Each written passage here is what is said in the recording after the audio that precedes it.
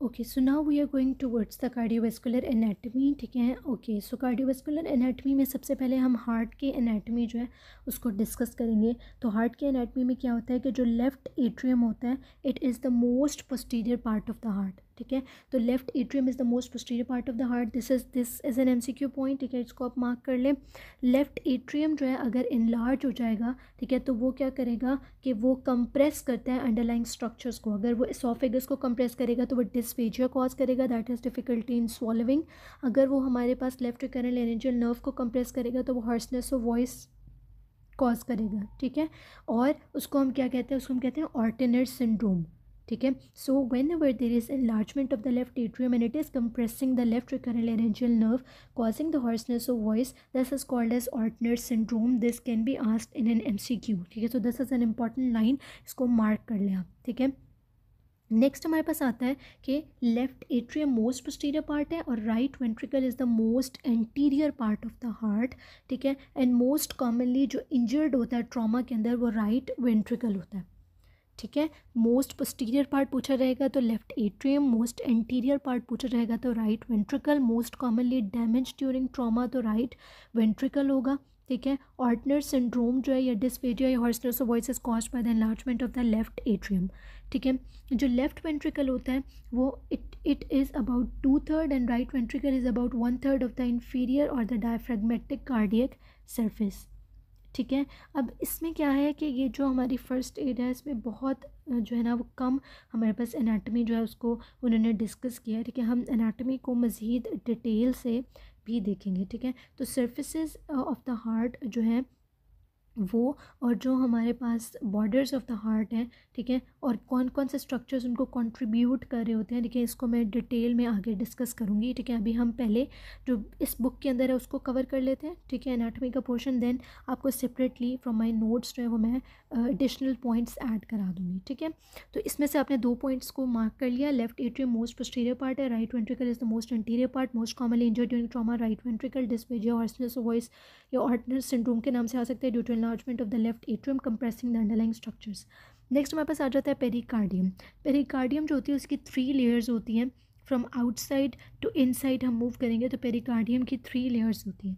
Fibrous pericardium होती है, parietal pericardium होती है और एपिकार्डियम होती है। ठीक है, इस पिक्चर में भी देखिए सबसे outer fibrous pericardium, then parietal pericardium, then pericardial space है, देन एपिकार्डियम जिसको हम विसरल पेरिकार्डियम भी कहते हैं। ठीक है, और पेरिकार्डियल स्पेस जो होती है it lies between the parietal pericardium and epicardium. Parietal pericardium और एपिकार्डियम के दरमियान में जो पर्पल में शो की हुई है this is the pericardial space. ठीक है, जो पेरिकार्डियम है it is innervated bye phrenic nerve. ठीक है, pericardium is innervated bye phrenic nerve and this is a CPSP MCQ point. ठीक है, वो हमसे पूछते हैं कि what is the nerve supply of the pericardium. ठीक है, तो याद रखिए कि the nerve supply of the pericardium is the phrenic nerve. ठीक है, इसीलिए पेरिका, और वो इस तरह से भी पूछते हैं कि the pain of pericarditis is due to, तो द पेन ऑफ पेरिकार्डाइटिस भी फ्रेनिक नर्व जो है वो कैरी करती है। ठीक है, pericarditis can cause referred pain to the neck, arm और बोथ शोल्डर्स। ठीक है, क्यों? क्योंकि फ्रेनिक नर्व जो है उसके साथ उस वो पेन को कैरी करिए तो उसकी वजह से इसकी रेफर्ड पेन जो है नेक, आर्म्स और वन और द बोथ शोल्डर्स के अंदर भी हो सकती है। ठीक है, नेक्स्ट हमारे पास आ जाता है कोरोनरी ब्लड सप्लाई। अब blood supply of the heart जो है इट इज़ वेरी इंपॉर्टेंट। ठीक है, इसमें से MCQ ज़रूर रिपीट होता है, इसको आप मार्क कर लें, आपका बहुत इंपॉर्टेंट टॉपिक है। ठीक है, blood supply of the heart को पहले हम देख लेते हैं कि हमारे पास उन्होंने हमें क्या क्या जो है वो ब्रांचेस बताई हैं। ठीक है, तो क्या कह रहे हैं कि जो लेफ्ट एंटीरियर डिसेंडिंग आर्टरी होती है in its branches they supply anterior 2/3 of the interventricular septum. ठीक है, लेफ्ट इंटीरियर डिसेंडिंग आर्टरी जो है वो anterior 2/3 of the interventricular septum को सप्लाई करती है। ठीक है, और एंट्रोलैटरल पेपलरी मसल्स को और anterior surface of the left ventricle को। ठीक है, और MCQ पॉइंट क्या गया कि मोस्ट कॉमनली जो ऑक्लूड होती है वो लेफ्ट इंटीरियर डिसेंडिंग आर्टरी होती है। लेफ्ट इंटीरियर डिसेंडिंग आर्टरी जो है वो मोस्ट कॉमनली ऑक्लूडेड आर्टरी होती है। ठीक है, सेकेंड हमारे पास उन्होंने हमें दिया PDA। PDA क्या है? पोस्टीरियर कह लें, पोस्टीरियर डिसेंडिंग आर्टरी जो होती है हमारे पास। ठीक है, PDA it supplies the posterior 1/3 of the interventricular septum. Anterior 2/3 को लेफ्ट इंटीरियर डिसेंडिंग आर्टरी, ठीक है। और पोस्टीरियर डिसेंडिंग आर्टरी जो है वो posterior 1/3 of the interventricular septum को सप्लाई करती है, पोस्टीरियर 2/3 ऑफ द वेंट्रिकल्स को सप्लाई करती है और पोस्ट्रोमीडियल पैपिलरी मसल्स को सप्लाई करती है। ठीक है, इस तरह से आप इसको याद रख सकते हैं कि आप एक फ्लो चार्ट बनाते जाएं। ठीक है, कि लेफ्ट एट्रियम ने anterior 2/3 of the interventricular septum को सप्लाई करना है, लेफ्ट एंटीरियर डिसेंडिंग आर्टरी ने, और पोस्टीरियर डिसेंडिंग आर्टरी ने posterior 1/3 of the interventricular septum को सप्लाई करना है। ठीक है, तो लेफ्ट एंटीरियर डिसेंडिंग आर्टरी ने इंट्रोलेटरल पेपलरी मसल्स को सप्लाई करना है। ठीक है, तो पोस्टीरियर डिसेंडिंग आर्टरी ने पोस्ट्रोमीडियल पेपलरी मसल्स को सप्लाई करना है। इसने anterior surface of left ventricle को करना है, तो इसने पोस्टीरियर 2/3 ऑफ द वेंट्रिकल्स को सप्लाई करना है, पोस्टीरियर वॉल को। ठीक है, राइट कोरोनरी आर्टरी जो है वो एवी नोड और एसए नोड को सप्लाई करती है। ठीक है, और most commonly occluded artery is the left anterior descending artery. ठीक है, और जो हमारे पास infarction of the right coronary artery होता है, ठीक है, वो नोडल डिसफंक्शन कॉज कर देगा। नोडल डिसफंक्शन का मतलब क्या है कि अगर एसए नोड डिसफंक्शन हो जाएगा, ठीक है, तो आपके पास क्या होगा, SA node is a pacemaker of the heart, तो क्या होगा, हमारे पास हार्ट ब्लॉक कॉज हो सकता है, ब्रेडिकार्डिया कॉज हो जाएगा। ठीक है, और हमारे पास क्या है कि जो एक्यूट मार्जिनल आर्टरी होती है वो सप्लाई कर रही होती है राइट वेंट्रिकल को। अच्छा, ये कॉन्सेप्ट ऑफ डोमिनेंस क्या होता है, राइट डोमिनेंट सर्कुलेशन जो है वो हमारे पास मोस्ट कॉमनली होती है, और वो हम तब कहते हैं जब हमारे पास जो पोस्टीरियर डिसेंडिंग आर्टरी थी ये राइट कोरोनरी आर्टरी से राइज करती है। ठीक है, समटाइम्स ये पोस्टीरियर डिसेंडिंग आर्टरी हमारी लेफ्ट सर्कमफ्लेक्स आर्टरी से राइज करती है, उसको हम कहते हैं लेफ्ट डोमिनेंट सर्कुलेशन। और को डोमिनेंट सर्कुलेशन होती है जब पोस्टीरियर डिसेंडिंग आर्टरी राइज करती है from both left circumflex artery and the right coronary artery. ठीक है, coronary blood flow to the left ventricle and the interventricular septum जो है, ठीक है, वो पीक होता है in early diastole. Coronary sinus जो है वो रन करते हैं in the left AV groove और ड्रेन करता है इनटू द राइट एट्रियम। ठीक है, ये उन्होंने हमें डायग्राम दिखाई है, डायग्राम के अंदर भी उन्होंने हमें क्या दिखाया है कि देखिए ये राइट कोरोनरी आर्टरी जो है वो रन कर रही है। ठीक है, राइट कोरोनरी आर्टरी किसको सप्लाई कर रही थी, एसए नोड को, एवी नोड को सप्लाई कर रही थी। ठीक है, और यहाँ से हमारे पास इसकी एक एक्यूट मार्जिनल आर्टरी ब्रांच थी जो राइट वेंट्रिकल को सप्लाई कर रही थी। ठीक है, उसके अलावा अगर आप देखें तो ये लेफ्ट कोरोनरी आर्टरी है, ठीक है, जो पिंक में उन्होंने शो की हुई है। ठीक है, और आगे हमारे पास लेफ्ट सर्कमफ्लेक्स आर्टरी आ रही है। ठीक है, और ये लेफ्ट इंटीरियर डिसेंडिंग आर्टरी जो है, लेफ्ट कोरोनरी आर्टरी आगे दो में डिवाइड हो गई है ना, लेफ्ट सर्कमफ्लेक्स आर्टरी और left interior descending artery. Left circumflex artery back पे चली गई है, और जो लेफ्ट एंटीरियर डिसेंडिंग आर्टरी है वो आपके पास anterior part of the anterior surface of the left ventricle को सप्लाई कर रही है। ठीक है, और anterior 2/3 of the interventricular septum. ये पोस्टीरियर व्यू में अगर आप देखें तो जो लेफ्ट सर्कमफ्लेक्स पोस्टीरियर सरफेस के ऊपर मूव की थी, इसने सप्लाई किया लेफ्ट एट्रियम को। ठीक है, और किसको सप्लाई किया, लेफ्ट वेंट्रिकल को। ठीक हो गया, तो ये इसकी आ गई। ठीक है, और ये हमारे पास ऑब्ट्यूज मार्जिनल आर्टरी भी देती है, ठीक है, जो बेसिकली लेफ्ट वेंट्रिकल को सप्लाई कर रही है। ठीक है, तो acute marginal artery right coronary artery की ब्रांच है, ठीक है, जो राइट वेंट्रिकल को सप्लाई करेगी, और obtuse marginal artery left circumflex की ब्रांच है posterior surface of the heart पे, जो कि सप्लाई करेगी लेफ्ट वेंट्रिकल को। ठीक हो गया, और ये हमारे पास पोस्टीरियर डिसेंडिंग आर्टरी है, ठीक है, जो कि posterior 1/3 of the interventricular septum को और posterior 2/3 of the ventricular wall को सप्लाई करती है। ठीक है, सो this is about the coronary blood supply. ठीक है, and this is very important, इसमें से एमसीक्यूज रिपीट हो जाते हैं। ठीक है, जो सारे पॉइंट्स मैंने आपको क्लियर किए हैं, देखिए सारे एमसीक्यू के अंदर पूछे जाते हैं। ठीक है, नेक्स्ट हमारे पास है ओके, सो इस बुक में हमारे पास कार्डियोवैस्कुलर एनाटॉमी फर्स्ट एड के अंदर सिर्फ इतनी ही बताई हुई है। ठीक है, मज़ीद मैं एक अपना लेक्चर जो है अपने नोट से लेक्चर प्रिपेयर करके इसमें ऐड करूँगी, जिससे आप मज़ीद जितने भी पॉइंट्स हमें कार्डियोवैस्कुलर एनाटॉमी के लिए चाहिए वो भी आपके क्लियर हो जाएंगे। ठीक है, okay, so now will move towards the cardiovascular physiology. Cardiovascular physiology के अंदर सबसे पहले उन्होंने हमें कार्डियक आउटपुट वेरिएबल्स कुछ दिए हैं। ठीक है, अब ये वेरिएबल्स इसलिए इंपॉर्टेंट है क्योंकि इसमें से, इन फार्मूलाज में से, इनके डिटर्मिनेंट्स में से हमारे पास एमसीक्यू पॉइंट्स जो है वो रिपीट हो जाते हैं। ठीक है, सबसे पहला जो हमारे पास वेरिएबल है वो हमारे पास क्या है, स्ट्रोक वॉल्यूम। ठीक है, स्ट्रोक वॉल्यूम होता क्या है। ठीक है, अगर मैं आपको ईजी वर्डिंग में समझाऊँ तो स्ट्रोक वॉल्यूम क्या होता है, amount of blood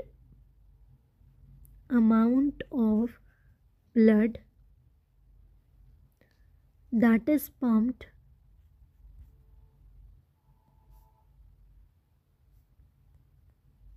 with each heartbeat.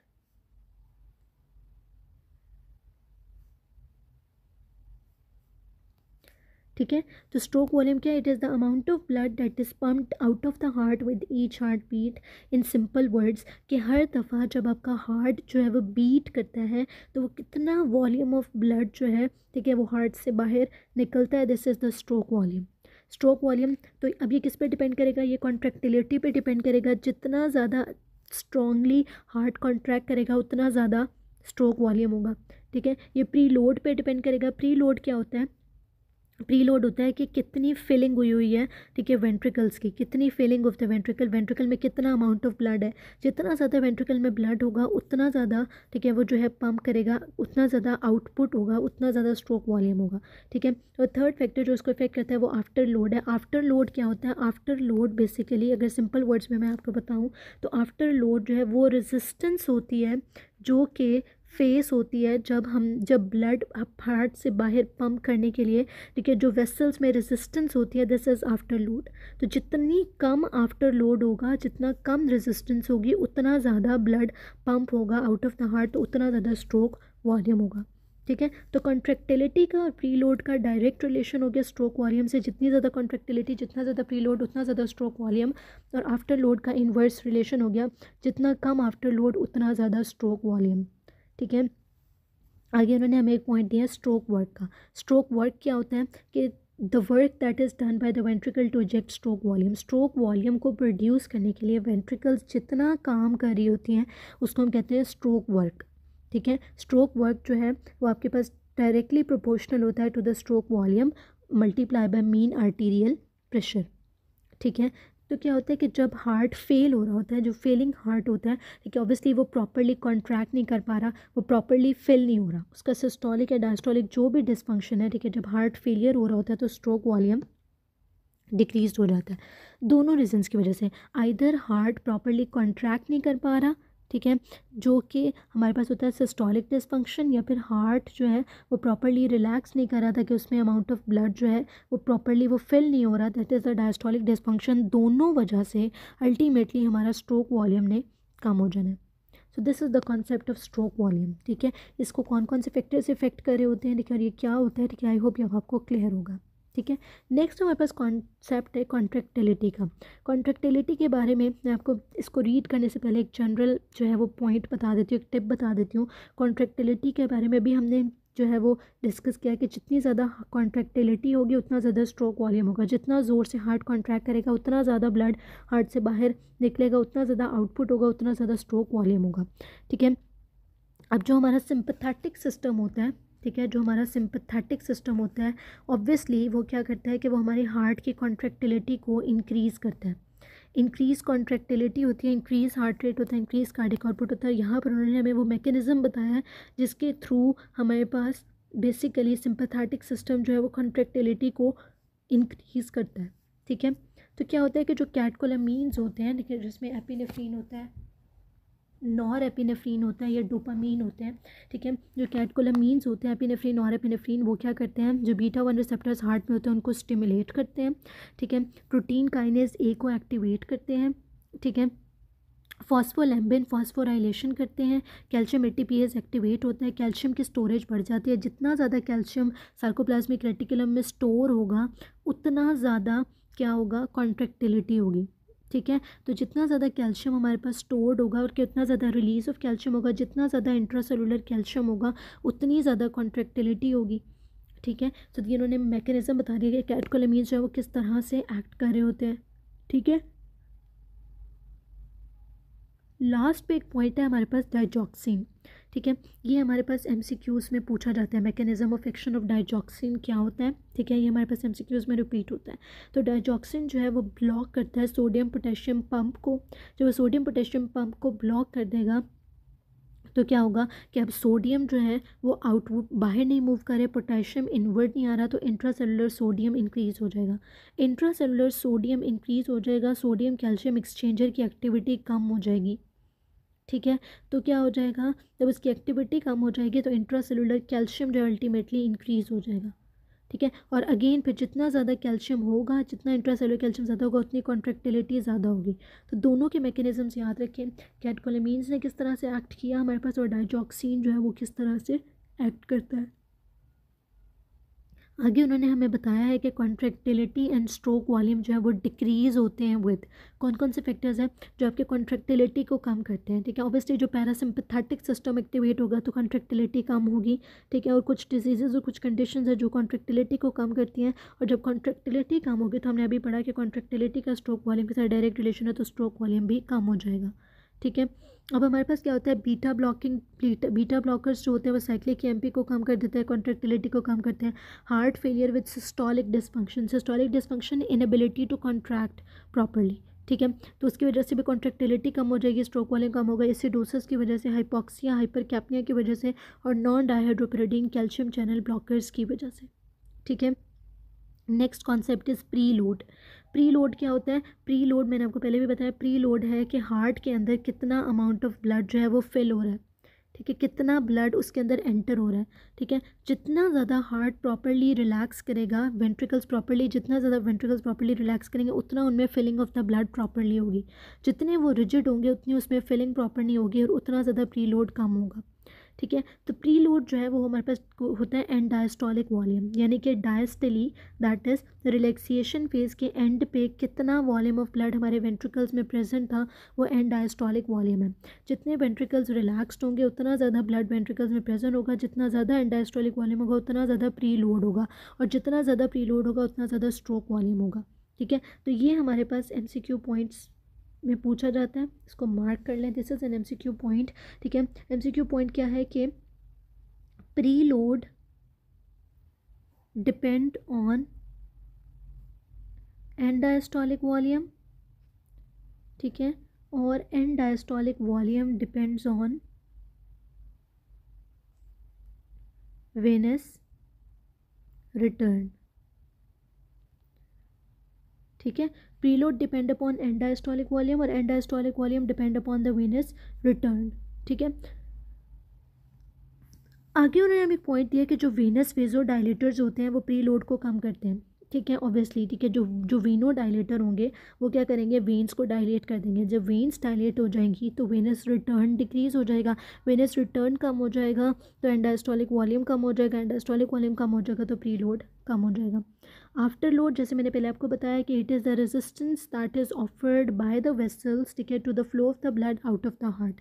जितना ज़्यादा आफ्टर लोड उतना कम स्ट्रोक वॉल्यूम, जितना कम आफ्टर लोड उतना ज़्यादा स्ट्रोक वॉल्यूम।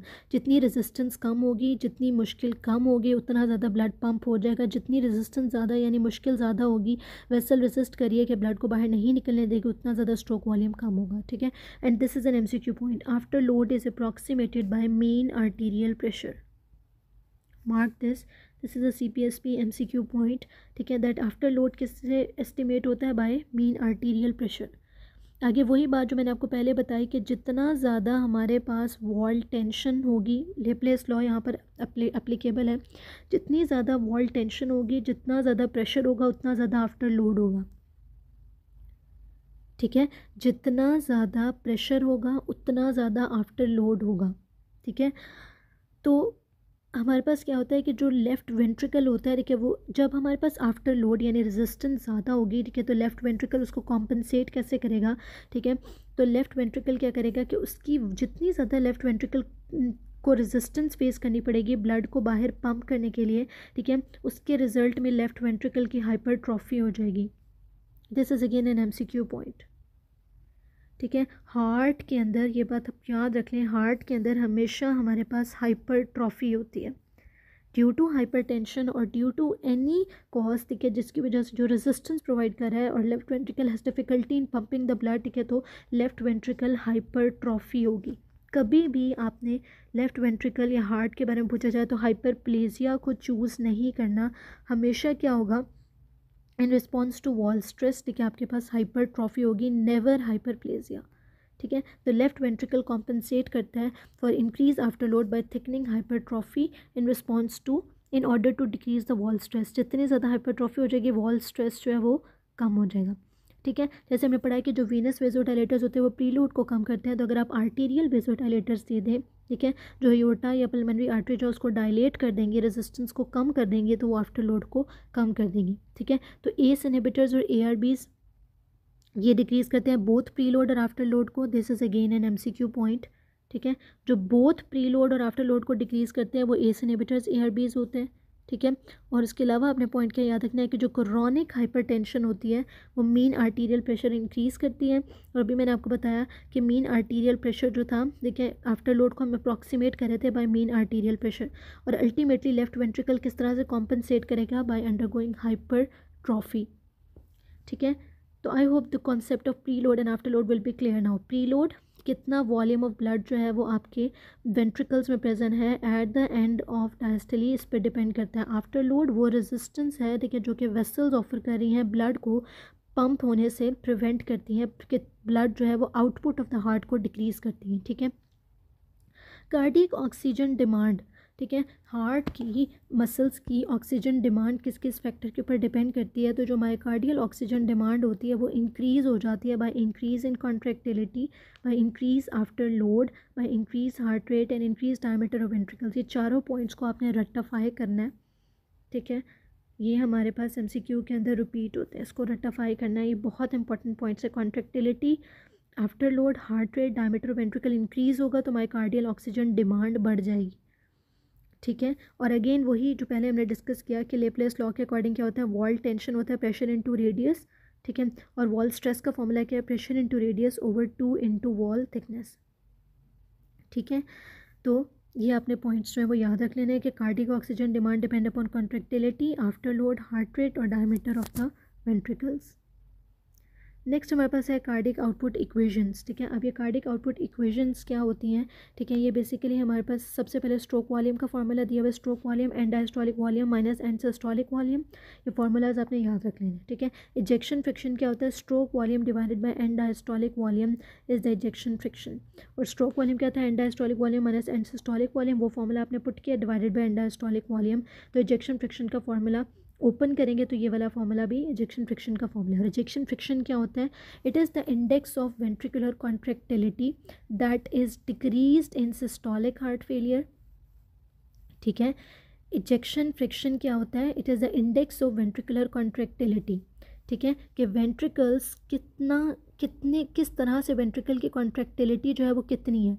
जिस सिस्टोलिक हार्ट फेलियर में क्या होता है कि हार्ट की कॉन्ट्रैक्टिलिटी जो है वो डिक्रीज्ड हो जाती है, ठीक है। इसलिए क्योंकि हार्ट की कॉन्ट्रैक्टिलिटी डिक्रीज़ होती है and it is the index of ventricular contractility, तो इजेक्शन फ्रिक्शन जो है वो सिस्टोलिक हार्ट फेलियर में डिक्रीज़ हो जाती है, जबकि डायस्टोलिक हार्ट फेलियर में इजेक्शन फ्रिक्शन नॉर्मल रहती है।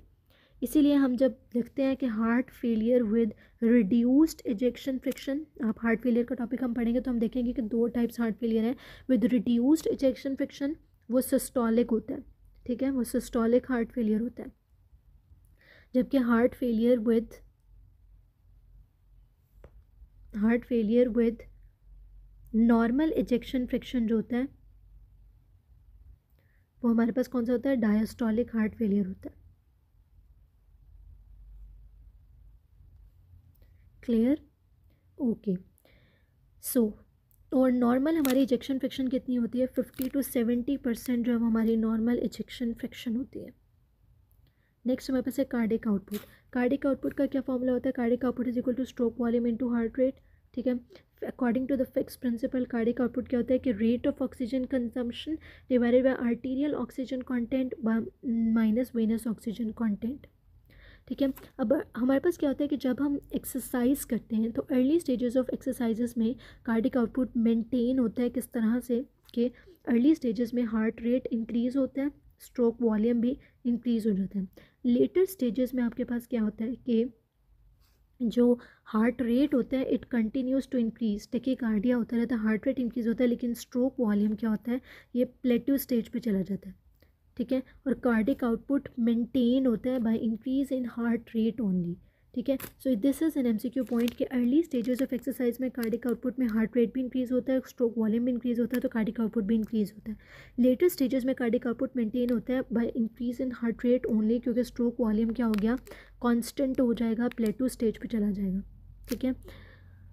और जब डायस्टली होती है, ठीक है, तो जो डायस्टली होती है वो शॉर्ट हो जाती है with increase in heart rate, ठीक है। ये तो बहुत सिंपल सी बात है, जितना ज़्यादा हार्ट रेट होगा, ठीक है। इसका मतलब है कि हार्ट उतनी तेज़ी से कॉन्ट्रैक्ट कर रहा है, ठीक है, तो हार्ट को टाइम ही नहीं मिल रहा कि वो प्रॉपरली रिलैक्स हो और उसमें प्रॉपरली ब्लड फिल हो, जिसकी वजह से डायस्टली का जो टाइम होता है वो डायस्टली जो है वो शॉर्ट हो जाती है। डायस्टली क्या होता है, वो फेज़ होता है हार्ट का जिसमें हार्ट रिलैक्स होता है, रिलैक्सेशन फेज़ ऑफ हार्ट, तो वो कम हो जाएगा जब हार्ट रेट इंक्रीज़ होता है, जिसकी वजह से स्ट्रोक वॉल्यूम भी कम हो जाएगा और कार्डियक आउटपुट भी कम हो जाएगा।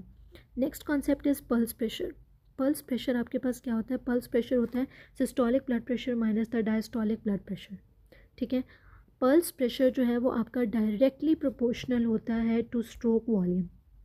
जितना ज़्यादा स्ट्रोक वॉल्यूम उतना ज़्यादा पल्स प्रेशर, ठीक है, और ये इन्वर्सली प्रोपोर्शनल होता है टू आर्टीरियल कंप्लायंस।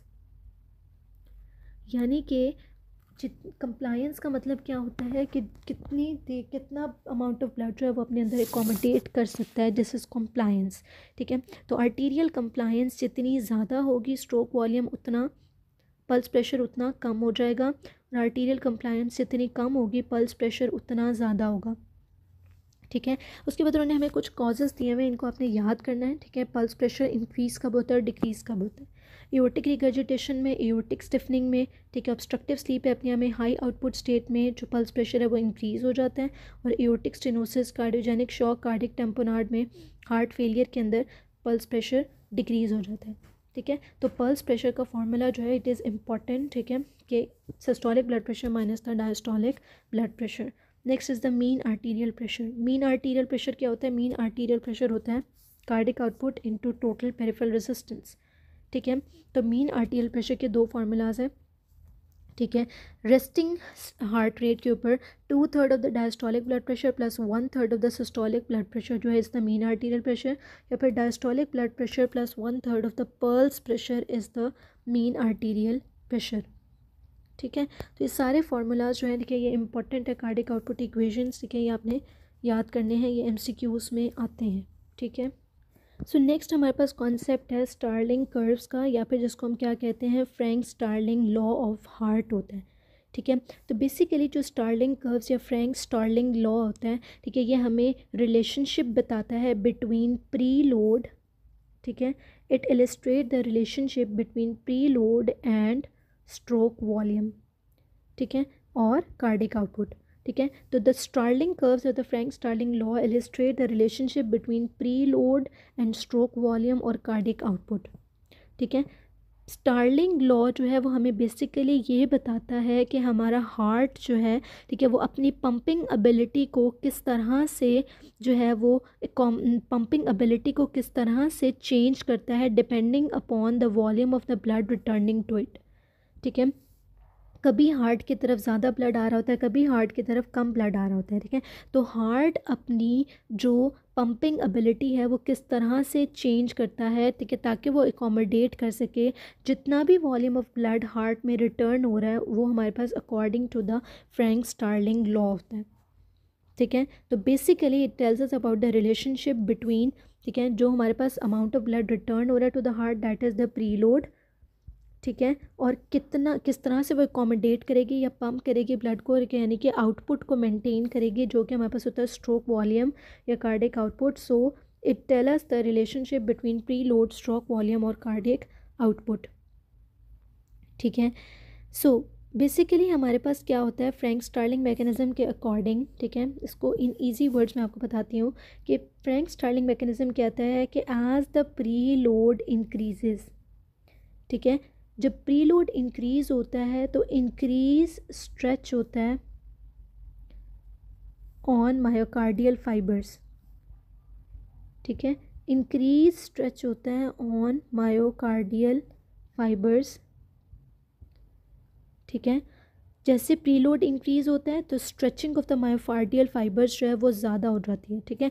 जब प्रीलोड का मतलब क्या है कि अमाउंट ऑफ ब्लड, ठीक है, जो कि हार्ट के अंदर एंटर हो रहा है, ठीक है, ड्यूरिंग डायस्टली, जब वो इंक्रीज़ होगा, ये एक हार्ट चैम्बर है, इसमें जब इंक्रीज़ अमाउंट ऑफ ब्लड आएगा तो ऑब्वियसली इसकी वॉल के ऊपर स्ट्रेच जो है वो बढ़ जाएगा, मायोकार्डियल फाइबर्स जो हैं, ठीक है, वो मोर स्ट्रेच हो जाएंगे, ठीक है। जितने ज़्यादा वो स्ट्रेच होंगे उतना ज़्यादा स्ट्रॉन्गर कॉन्ट्रैक्शन होगी, ठीक है।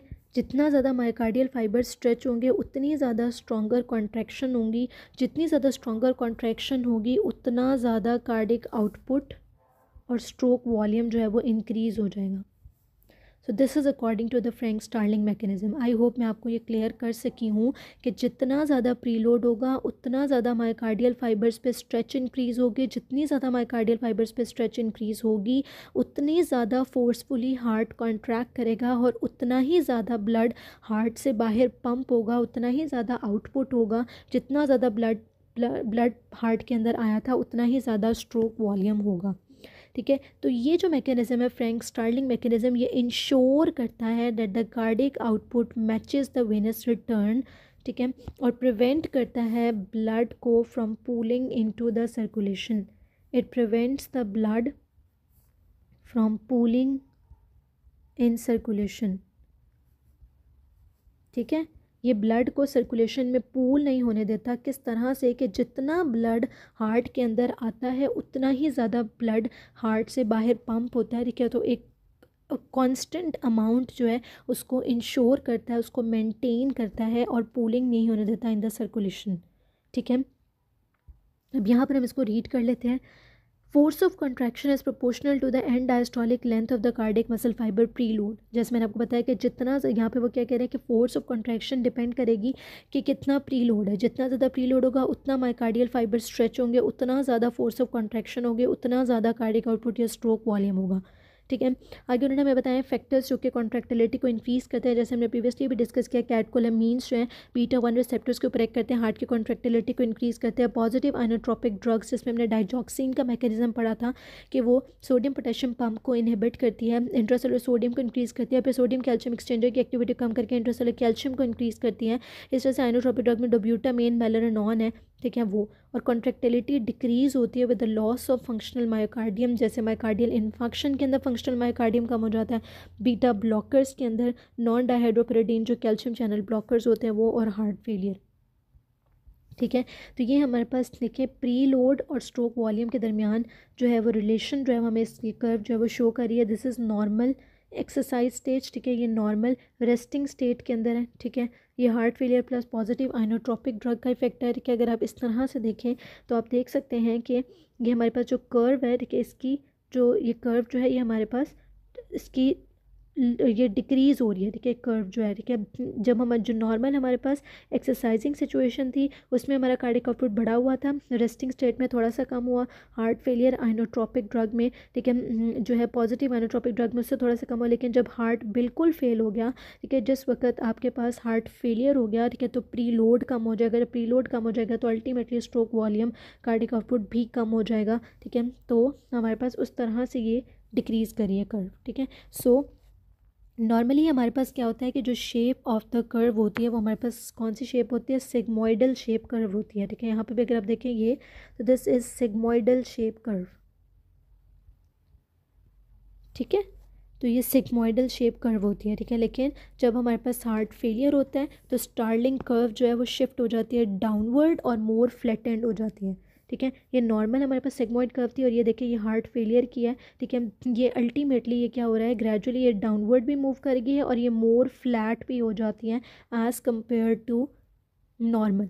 ठीक है, तो ये हो जाता है हमारे पास। ठीक है, और इसी तरह से हमारे पास जो बाकी कंडीशंस होती हैं, ठीक है, उसके अंदर भी हमारे पास इसी तरह से ये इफ़ेक्ट हो रहा होता है। ठीक है, जितनी ज़्यादा कॉन्ट्रैक्टिलिटी होगी उतनी ज़्यादा कर्व जो है वो अपवर्ड शिफ्ट हो जाएगी, उतना स्ट्रोक वॉल्यूम जो है वो बढ़ जाता है। ठीक है, जैसे एक्सरसाइज सिचुएशन के अंदर आप देख सकते हैं कर्व अपवर्ड मूव हो जाएगी। ठीक है, और कर्व जो है वो अपवर्ड भी चली जाएगी और मोर कर्व्ड भी हो जाएगी। ठीक है, जैसे जैसे हार्ट फेलियर की तरफ जाएगा कर्व डाउनवर्ड मूव हो जाएगी और मोर फ्लैटेंड हो जाएगी। So this is the concept of Starling curves. I hope this is clear now. Okay, so next topic है हमारे पास रेजिस्टेंस, प्रेशर एंड फ्लो। ठीक है, इसको हम क्विकली देखेंगे। ठीक है, उसमें से हम देख लेंगे कौन कौन से MCQ पॉइंट्स हम हमारे पास रिपीट हुए हैं। सबसे पहले तो आप इसका फॉर्मूला देख लें कि वॉल्यूमेट्रिक फ्लो रेट होता है flow velocity into cross sectional area, और रेजिस्टेंस का फॉर्मूला क्या होता है 8N। एन क्या है, ये बेसिकली विस्कोसिटी का साइन है into length divided by πr4। ठीक है, यानी कि जो रेजिस्टेंस होती है आपके पास, ठीक है, वो इन्वर्सली रिलेटेड होती है, ठीक है, to the 4th power of radius. This is the point to be remembered and this is the most important point, ठीक है, जो कि क्रक्स है इस पूरे टॉपिक का, that the resistance is inversely proportional to the fourth power of radius. ठीक है, समझ आ गई। तो अगला पॉइंट हमारे पास क्या वो कह रहे हैं कि जो कैपिलरीज होती हैं they have the highest total cross sectional area and the lowest flow velocity. जितना ज़्यादा क्रॉस सेक्शनल एरिया होगा उतनी कम वेलोसिटी होगी। ठीक है, जितना ज़्यादा क्रॉस सेक्शनल एरिया होगा उतनी कम वेलोसिटी होगी। ठीक है, तो हमारे पास क्या आ रहा है कि कैपिलरीज के अंदर क्योंकि highest total cross sectional area होता है इसलिए इनकी लोएस्ट फ्लो वेलोसिटी होती है। ठीक है, और प्रेशर ग्रेडियंट जो है वो ड्राइव करता है flow from high pressure to low pressure. ठीक है, जो आर्टीरियोल्स होती हैं, ठीक है, they are the site of maximum total peripheral resistance. ये एमसीक्यू भी पूछा जाता है कि मैक्सिमम टोटल पेरिफेरल रेजिस्टेंस जो है, ठीक है, इन द कार्डियोवैस्कुलर सिस्टम वो कहाँ पे प्रेजेंट होती है, तो जो आर्टीरियोल्स होती हैं they are the site of maximum total peripheral resistance. ठीक है, और वेन्स जो होती हैं they are the site of maximum blood storage. ठीक है, मैक्सिमम अमाउंट ऑफ ब्लड जो है वो कहाँ प्रेजेंट होता है, वेन्स एंड वेन्यूल्स के अंदर। ठीक है, ये सारे एमसीक्यू पॉइंट्स हैं जो मैं आपको बता रही हूँ। मैक्सिमम अमाउंट ऑफ ब्लड कहाँ होता है, वेन्स एंड वेन्यूल्स के अंदर जो है वो maximum amount of blood stored होता है because they are more compliant. ठीक है, क्योंकि ये कंप्लायंट होता है तो यहाँ पर मैक्सिमम अमाउंट ऑफ ब्लड जो है वो स्टोर्ड होता है। ठीक है, उसके बाद विस्कोसिटी डिपेंड करती है हेमाटोक्रिट के ऊपर। जितना ज़्यादा हेमाटोक्रिट होगा उतनी ज़्यादा विस्कोसिटी होगी। विस्कोसिटी हाइपरप्रोटीनेमिक स्टेट्स में इंक्रीज़ होती है जैसे मल्टीपल माइलोमा, पॉलीसाइथीमिया, और विस्कोसिटी एनीमिया के अंदर डिक्रीज़ होती है। ठीक है, तो 4-5 एमसीक्यू पॉइंट्स हो गए। ठीक है, सबसे पहले आप रेजिस्टेंस का रिलेशन याद रखें to the fourth power of radius. ठीक है, इन्वर्स रिलेशन होता है।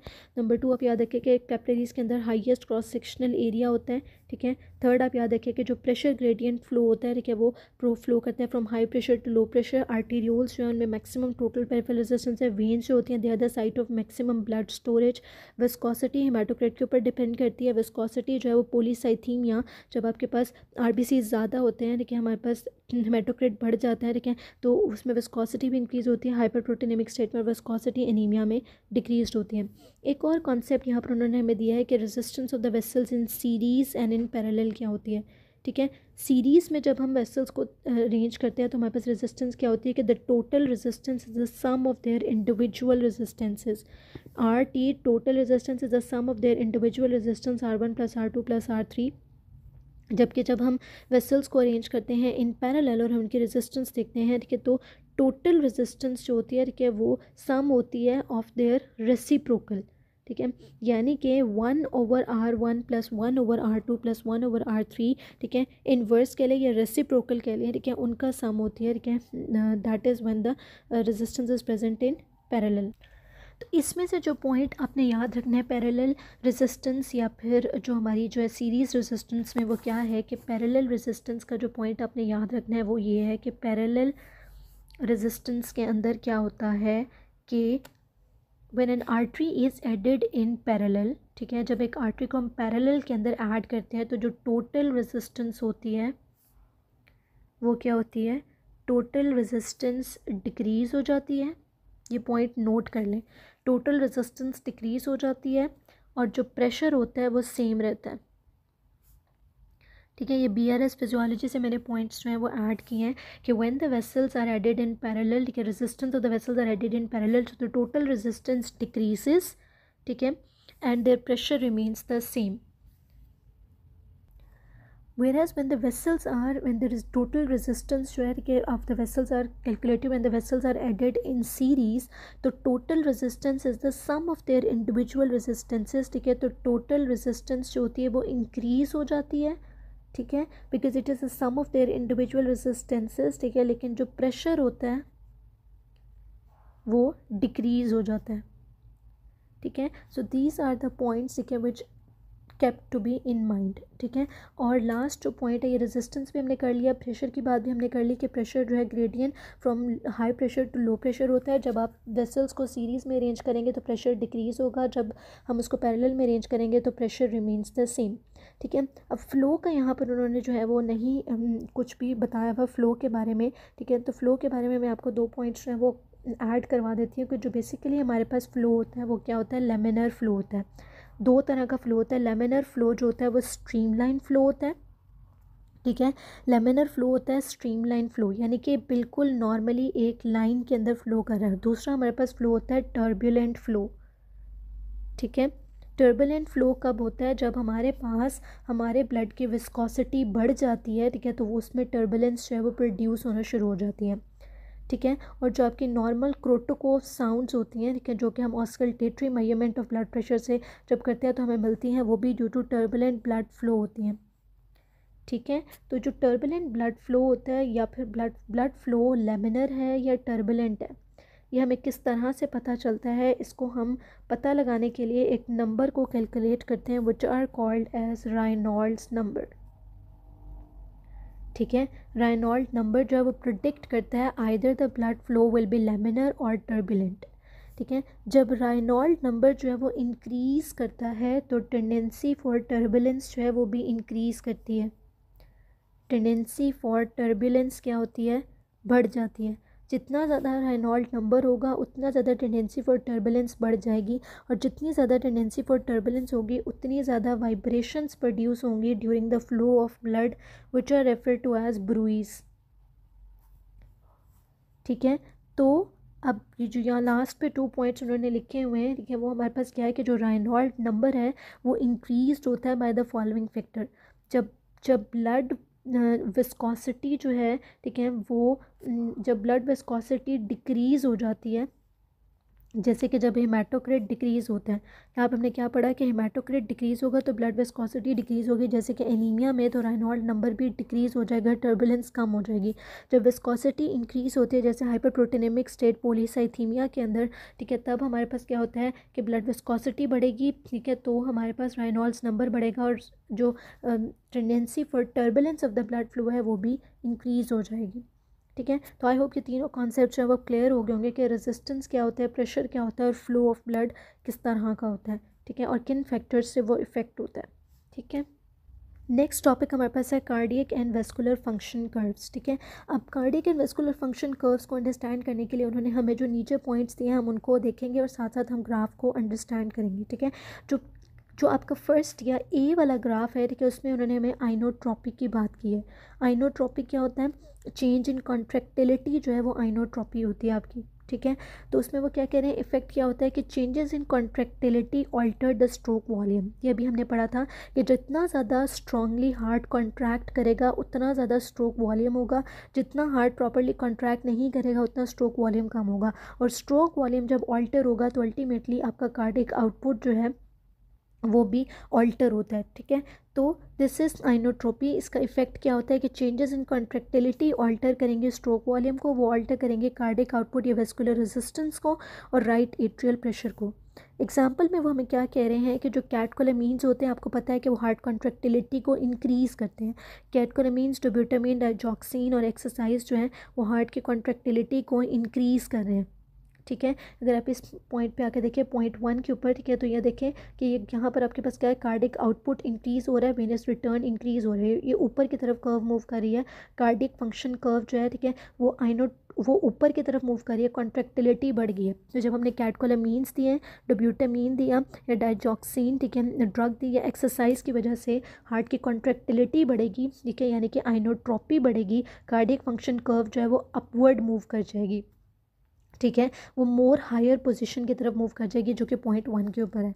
जबकि अगर हार्ट फेलियर होता है विद रिड्यूस्ड इजेक्शन फ्रैक्शन, यानी कि सिस्टोलिक हार्ट फेलियर है, हार्ट की कॉन्ट्रैक्टाइल एबिलिटी डिक्रीज़ हो गई है, नारकोटिक ओवरडोज है, नारकोटिक में क्या आ जाता है कि जो आपके ओपियोइड्स वगैरह होते हैं, नारकोटिक एनाल्जेसिक्स अगर आपने उनका ओवरडोज हो गया या सिंपैथेटिक सिस्टम इनहिबिट हो गया है, ठीक है, आपने कोई भी बीटा ब्लॉकर्स ले लिए हैं, ठीक है, जिसने सिंपैथेटिक सिस्टम को इनहिबिट कर दिया है, तो ये क्या करेंगे, ये अल्टीमेटली आपकी कार्डिक कॉन्ट्रैक्टिलिटी को कम करेंगे। कार्डिक कॉन्ट्रैक्टिलिटी कम होगी, ठीक है, तो क्या हो जाएगा कि वेस्कुलर फंक्शन जो कार्डियक फंक्शन कर्व है, ठीक है, वो भी क्या मूव कर जाएगी, डाउनवर्ड मूव कर जाएगी, ठीक है, नीचे की तरफ फॉल हो जाएगी, ठीक है, क्योंकि कॉन्ट्रैक्टिलिटी के कम होने की वजह से स्ट्रोक वॉल्यूम कम हुआ और कार्डियक आउटपुट भी कम हो गया, ठीक है। ये आपको क्लियर होगी चीज़, ठीक हो गया। तो ये हमने पढ़ा कि what is the effect of inotropy on cardiac and vascular function curve.